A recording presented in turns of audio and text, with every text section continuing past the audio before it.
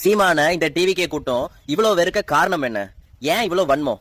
ஒரு மேடையில சீமான் அவர்கள் ஒண்ணு தமிழ் தேசியம் பக்கம் நில்லு, இல்லன்னா திராவிடம் பக்கம் நில்லு, நடுவுல நின்னா லாரி அடிச்சு செத்து போவன்னு சொன்னது உங்களுக்கு வலிச்சிருச்சா? ஏன் அப்படி சொன்னாருன்னு பாக்கணும்ல.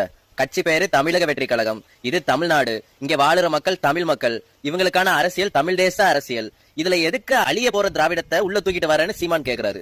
இதுல தப்பு என்ன இருக்கு? தப்பு இருக்கு, உன் தலைவனோட கொள்கையில இருக்கு. திராவிடம் பேசுற விஜய் கர்நாடகால இருந்து தண்ணி திறந்து விட மாட்டிக்காங்களே, அதுக்கு பேசிருக்கணும்ல, ஏன் பேசல? நம்ம எல்லாம் திராவிடர்கள், தண்ணி திறந்து விடுங்கன்னு சொல்ல வேண்டியது தானே.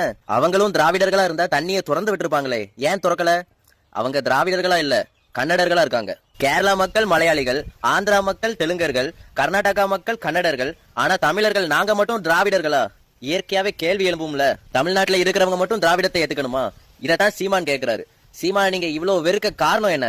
கோடி கோடியா ஊழல் பண்ணிட்டாரா, இல்ல மலையை வெட்டி வித்தாரா, இல்ல ஒயின் ஷாப் எதுவும் நடத்தினாரா, லாட்டரி பிசினஸ் எதுவும் பண்றாரா, இல்ல பிளாக் டிக்கெட் வித்து சம்பாதிச்சாரா?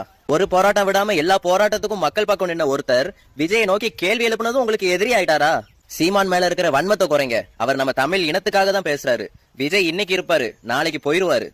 விஜயகாந்த் மாதிரி தவற விட்டுறாதீங்கன்னு சொல்லுற கூட்டம் சீமான தவற விட்டுட்டு இருக்கு ஒவ்வொரு தேர்தலுக்கும். விஜய உன் மனசுல இருந்து தூக்கி போட்டுட்டு பொதுவான மனுஷனா இந்த அரசியலை பாரு.